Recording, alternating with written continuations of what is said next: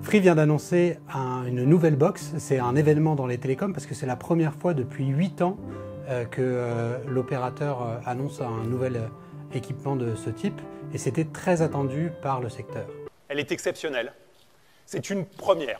Quelque chose qui coûterait des milliers d'euros si vous vouliez additionner tout ce qu'il y a dedans. C'est une box qui promet d'abord une connectivité bien meilleure que ce qu'on connaît aujourd'hui, puisque l'opérateur va offrir 10 gigas, c'est l'équivalent de 10 fois ce que la concurrence propose actuellement. Et elle va intégrer pas mal de choses à l'intérieur. Elle va intégrer une enceinte de Vialet, elle va intégrer Amazon Alexa, elle va intégrer Netflix et elle va intégrer un kiosque de presse avec 1000 titres disponibles sur votre smartphone ou sur votre tablette. La Freebox Delta est une box très haut de gamme qui, du coup, a un tarif très élevé puisqu'elle va être commercialisée 60 € par mois, ce qui est à peu près 2 fois le tarif moyen pratiqué aujourd'hui. Alors pour ne pas effrayer ceux qui ne sont pas prêts à débourser une telle somme, Free a également annoncé une deuxième box, la Freebox One, qui arrive à un tarif plus acceptable de 40 € par mois et 30 € la première année pour les 100 000 premiers clients. Alors pourquoi est-ce que Free a décidé de lancer cette box maintenant? En fait, il y a principalement 3 raisons. La première, c'est que Free avait besoin de regagner son image qui était un peu écornée ces derniers temps. Ça faisait 8 ans qu'il avait lancé sa dernière box et lui qui était vu comme le leader en termes d'innovation avait besoin de montrer qu'il conservait cet attrait. La deuxième chose, c'est que l'opérateur avait besoin de regagner des clients. Ces derniers mois, il avait montré qu'il était en perte de vitesse. C'était essentiellement vrai sur le mobile, mais il avait également perdu plusieurs dizaines de milliers de clients dans le fixe.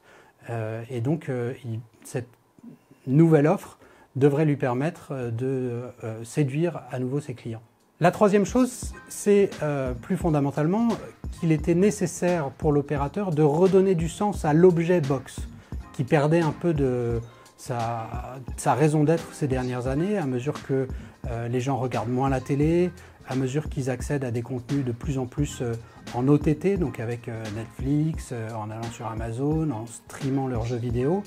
Et de ce point de vue-là, l'opérateur était conscient qu'il fallait amener de nouveaux services pour que la box reste un élément central du foyer. Alors bien sûr, la sortie de la nouvelle Freebox a été scrutée de très près par les concurrents qui sont dans les starting blocks. Ils savaient tous que Xavier Niel est très bon pour concocter des produits technologiquement très au point. Mais quel impact est-ce que ça peut avoir? La première chose, c'est que le marché devrait se segmenter. Free, pour la première fois, va présenter finalement une offre assez large qui va d'une box d'entrée de gamme à une box très haut de gamme. Et ce qu'espère le monde des télécoms, c'est que finalement, il va y avoir des gens qui seront tentés d'aller vers des formules avec beaucoup plus de contenu et des prix qui remontent. Parce que ces dernières années, ce qu'on avait vu, c'était que les promotions se multipliaient et que les clients commençaient à switcher d'opérateur tous les ans pour avoir le meilleur tarif, un peu comme ce qu'on a vu dans le mobile, et ça nuisait au chiffre d'affaires et aux marges des opérateurs. Cette remontée des prix, c'est un peu ce qu'espère tout le secteur.